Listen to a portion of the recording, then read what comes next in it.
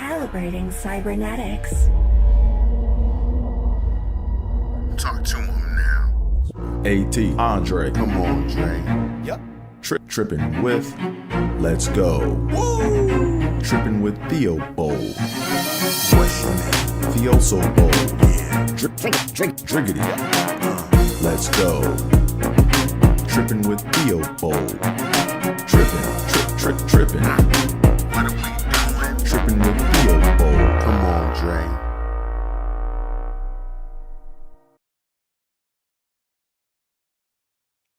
Let's see, mic check. 1, 2, are we on?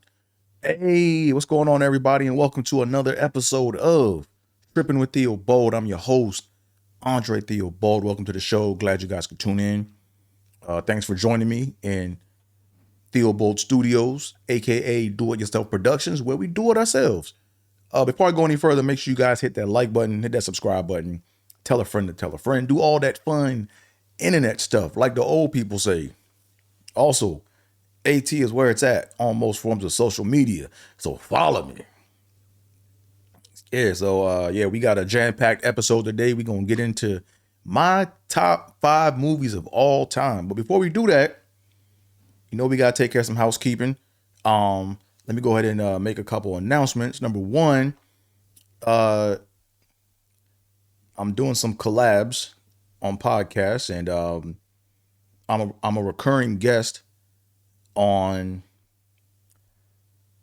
this podcast right here with my fellow comedian bro, Mr. Jordan Conley. It's his podcast. It's called Random Fandom, where we nerd out while having a good time. I'll put the description in the link, but you guys can also search on YouTube for it. It's a very, very entertaining talk show podcast, man. We be having fun. I'm in some crazy episodes, so make sure you guys go check it out. Real funny series, real funny show. Go check them out. Random Fandom. Go over there and get your nerd on with us. And then also, on top of that, I didn't start a podcast, but I'm a co-host of another podcast. It's called Itchy Palms. Like itching palms, you know? So we basically, it's my comedy bro, Brandon Jordan's podcast. And it's very, it's for the gamblers. Okay. So, the unique thing that we're bringing to this podcast is he talks about the gambling aspect. I talk about the daily fantasy aspect because I play a lot of daily fantasy sports. And so that is in the pipeline to come. It's in the work of things to come. So be sure to check that out. I'll put a link in the video for that as well. So you know how we do over here in Trippin with Theobold land. We got to get started with the tongue twisty so the brain and the tongue will be coordinated. So here we go. So today's tongue twisty is brought to you by the letter F because we're talking about my top 5 favorite movies of all time. Okay, so number 1, Freddie Fathington flew far for French Frankfurters. Freddie Fathington flew far for French Frankfurters. Last time. Freddie Fathington flew far for French Frankfurters.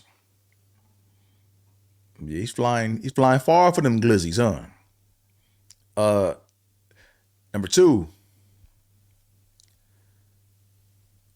Felicia and Freddie fight for fast food on Fridays. Felicia and Freddie fight for fast food on Fridays. Last time. Felicia and Freddie fight for fast food on Fridays. And here we go. Last tongue twisty. Floyd flings flapjacks. Floyd flings flapjacks. Last time. Floyd flings flapjacks. And yay, tongue twisters are done. We got them out the way. Now we can get on with the main portion of the show. So I figured I'd do this episode just to let y'all know what my top 5 movies are of all time. You know, you guys can agree or disagree, but these are my top 5. These movies are very near and dear to my heart. So boom, let's get it started. First movie, my favorite movie of all time, man, number one, of all time, number one, it's Ghostbusters, man. The OG Ghostbusters, Ghostbusters 1. Man, like, I remember where I was when I first saw Ghostbusters, man. It's probably the first movie I saw or that I can remember seeing in the theater, man. You know, dope movie. The reason why I like it so much, man, is because when I was a kid, I thought it was one thing, but when I got older, I saw that it was something totally different.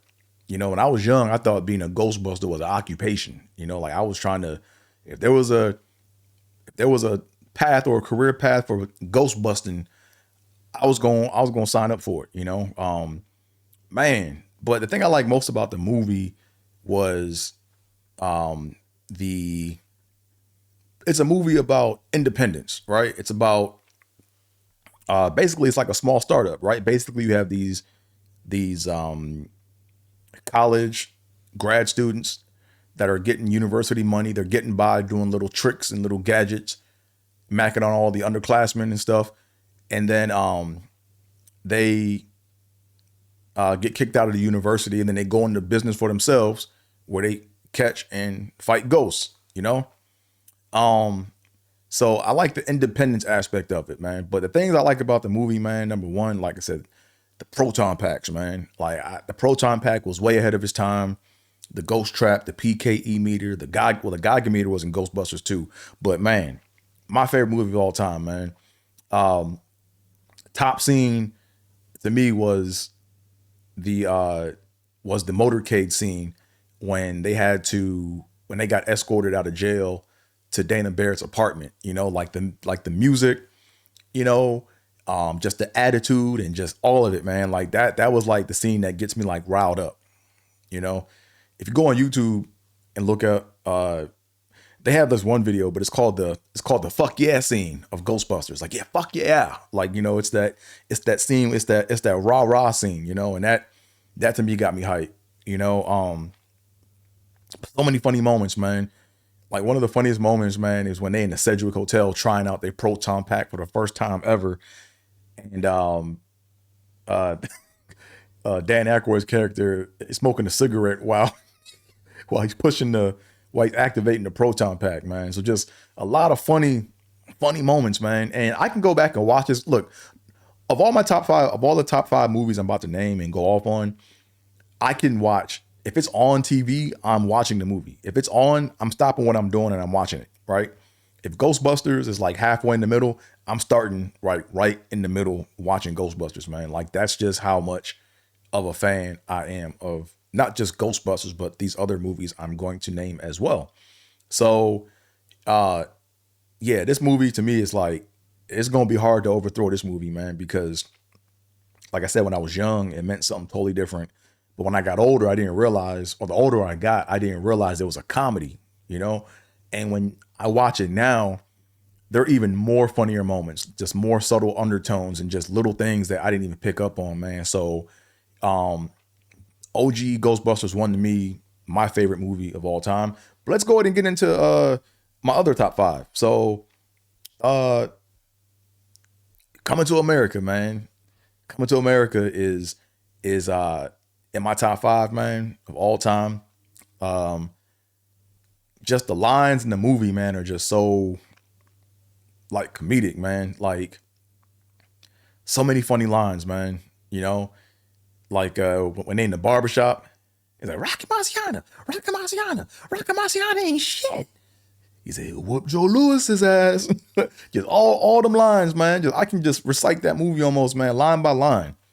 You know, hello, Babar. My son works. Oh man, so many funny lines in that movie. When I say the boy got his own money, baby, the boy got his own money. Like, come on, man. Just so many lines in that movie. Bark like a dog. Woof, woof, woof. Hop on one foot. Real simple lines, man. Just real simple lines. Halt. What does dumb fuck mean? Good morning, my neighbors. So many lines, man. Classic movie, man. Just, I can still watch that movie and laugh like hard, man. Like just quality laughs, man. You know? Uh 80 that's 8507 Queens Boulevard. Okay, let me stop nerding out. But yeah, Coming to America is in my top 5, man. I remember when I first saw this movie, I was with my mom, Aunt Lou, Jason. I think Jermaine came with us. We were in Buffalo. We went to go see it, and we all laughed, man. We all laughed hard. And then even at the end, Eddie Murphy, with the joke at the end, you know, he's like a man comes. I'm not gonna do the joke, but the soup and the spoon joint, classic, man. So Coming to America, 100% in my top 5, hands down. And next, we go on to the OG Transformers, the movie, the 1986 OG Transformers, man. This movie to me is dope. You know, the reason why I like this movie so much is because, not just because it's Transformers, but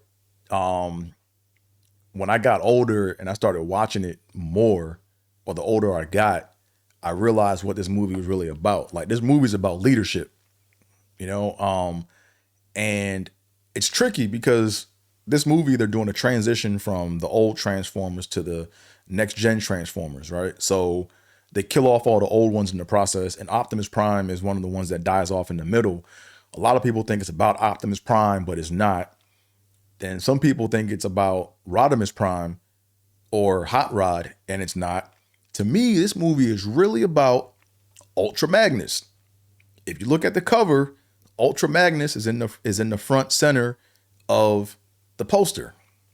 And a lot of people thought, well, maybe they didn't want to reveal that Optimus was going to die, or they didn't want to reveal that Rodimus or Hot Rod became Rodimus Prime or whatever, or became the next leader. But this movie is about leadership, you know, because Ultra Magnus looked like Optimus Prime, you know, so he was basically next in line to be the next de facto leader of the Autobots. But when the Matrix of leadership touched Hot Rod first, Hot Rod didn't know he was the leader, but so he gave the Matrix of leadership to Ultra Magnus. But Ultra Magnus, you know, basically was a soldier, you know, so he was trying to just save the Autobots and do his part, you know, when their darkest hour came amongst them. But, you know, once it became known, well, here's the thing. Here's the tricky part, right? Ultra Magnus didn't know, like, no one knew that the Matrix of leadership was passed on to Hot Rod. Hot Rod was the only one at the time that knew at the end of the movie that the Matrix of leadership was passed on to him. What would have made the movie probably hit harder is if Ultra Magnus knew and he was trying to get it back to Hot Rod, right? That would have like drove it home, because what happens like a lot of times is a lot of people want to be the leader. And in my opinion, you guys know how I feel about this. When you want to be the leader, you're probably going to be a shitty leader. You know, that's just my opinion. But what could have drove the point home harder is if he had to hand the Matrix off to Hot Rod, right? Because a lot of times people have in their mind that they're supposed to be the next leader, and they have this whole vision of what it's going to be like. And then when they find out it's somebody else that's less qualified than them or with less experience, that's where people start to hate, you know? But really, if you're about the mission and you're about the team, you're going to support whoever's role it is to be leader next, you know? So that's why I like Transformers, the movie. Soundtrack is fire. You know, Vince DiCola, you know, you guys, Vince DiCola is the keyboard dude that did the Rocky soundtrack. Same dude. And then of course you got Stan Bush. You know, You Got the Touch, or the song is The Touch. But you know, okay, enough of that. Transformers OG in my top 5, 100%. Next movie in my top 5, Purple Rain.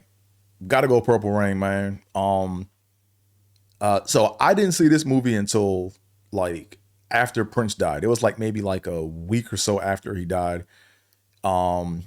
This movie came out. They re-released it for a day in the theater where I lived at, and I went to go see it. And yeah, I'm glad the first time I saw it was in the theater, because it's just, when you watch that movie like on the big screen, it just hits different, you know. Now, even though the acting was kind of, you know, shitty, you know, well, not the acting was bad, but the cinematography, the soundtrack, and the message behind the movie. This is why it's in my top 5, yo. Like, if you're an artist, this movie, in my opinion, should be in your top 5. You know, had to get a swig of water right quick, but this movie has to be in your top 5 because it explores the creative process. You know, that's why I like this movie so much. You know, I like the movie because, one, you saw that this artist, the kid, was going through a very turbulent household, or he was basically coming up in a very turbulent household, going through a lot of trauma, and he found a way to basically to integrate his trauma in art to make something unique, you know? So that's why I like this movie so much. It's about just the creative journey, you know? A lot of times, you know, well, basically the whole gist of the movie to me, what I got from it is, you have whoever's on top, or the headliner, and then you have the feature act who opens up for the headliner. And at the end of the day, the industry or the powers that be want the feature act to set up the headliner to make the headliner successful. That's the job. That's how it is in show business, right? The feature act basically sets everything up for the headliner to have a home run or to hit a home run.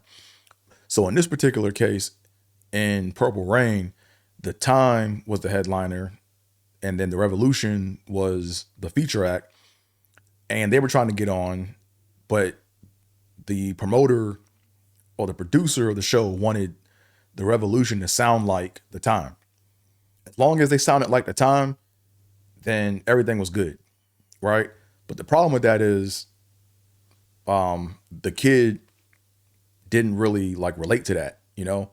So he found different ways to explore, you know, how to find his own voice, you know? And that's what I liked about the movie. And the thing I liked about it most is he wasn't afraid to get ugly with it, you know? Like, a lot of times in the creative process, people want to hit a home run out the park, or they want it to be perfect the first time through. Like, part of the creative process is you have to, like, not be afraid to be ugly, or not be afraid for, you know, whatever you're doing to be hideous, right? Like, you have to kind of like look at things from a third person.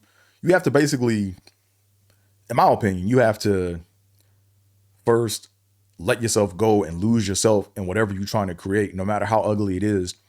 Then you take a step back, and from a third person's point of view, you look at it and say, okay, what if I did this and what if I did that? And then you got to get back into it, you know? So to me, that's why I appreciate Purple Rain, right? As an artist, it just, to me, it's almost like a how-to inspirational movie of how to just create your own art, essentially, right? So that's why it's in my top 5. And then last but not least is The Empire Strikes Back. This to me is in my top 5. This is the Star Wars movie that my mom, well, here's the thing. My mom got me into Star Wars before episodes 1, 2, and 3 came out. So, you know, every year we'd watch episodes 4, 5, and 6. And 4 was always confusing to me because it just kind of started off in the middle. You didn't really know why things were the way they were. But episode 5, man, it kind of like narrowed down on, it just kind of like gave the Star Wars franchise more direction, you know. Now, allegedly, Lucas wrote 4, 5, and 6 all at one time, and it was supposed to be one movie, but it was too long. So they chopped it up, and then they released 4, and then they didn't even think 5 and 6 were going to come out.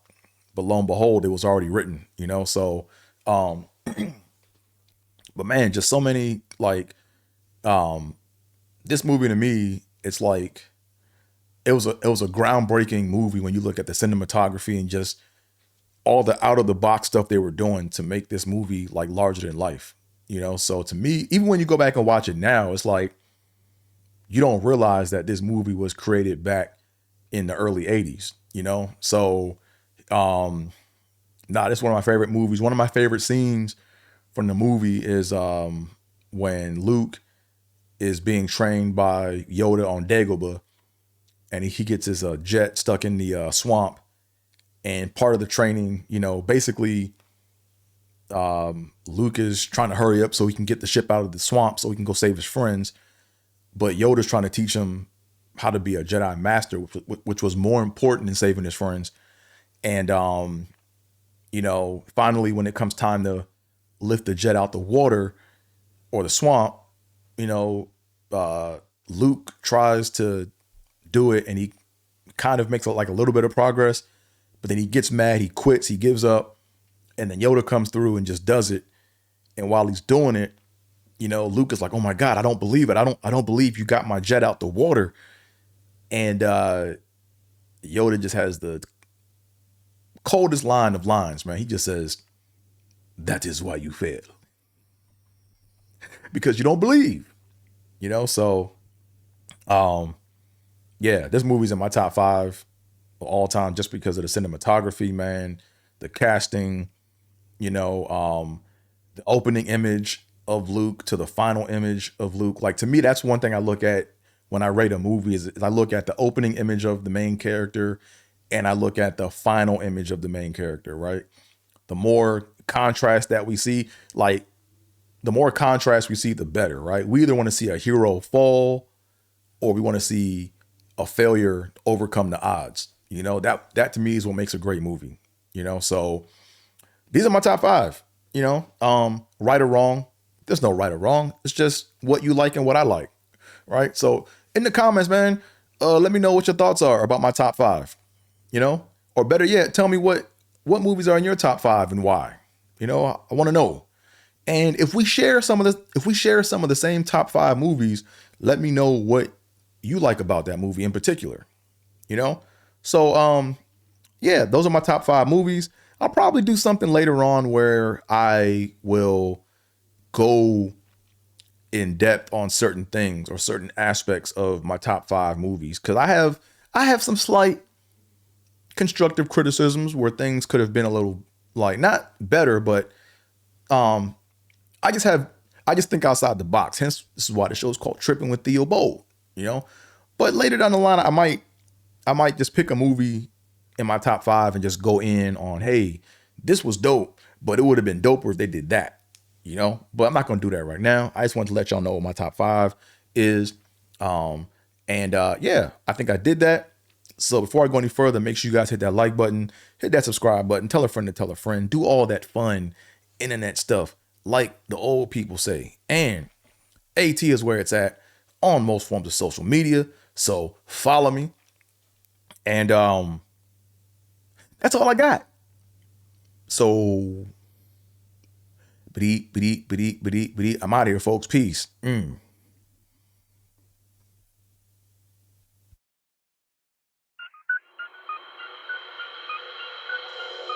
Yep.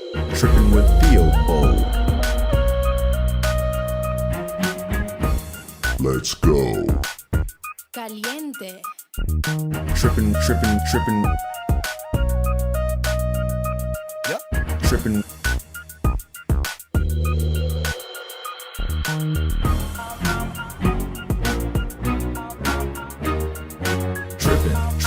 Trippin. Trippin with Theobold.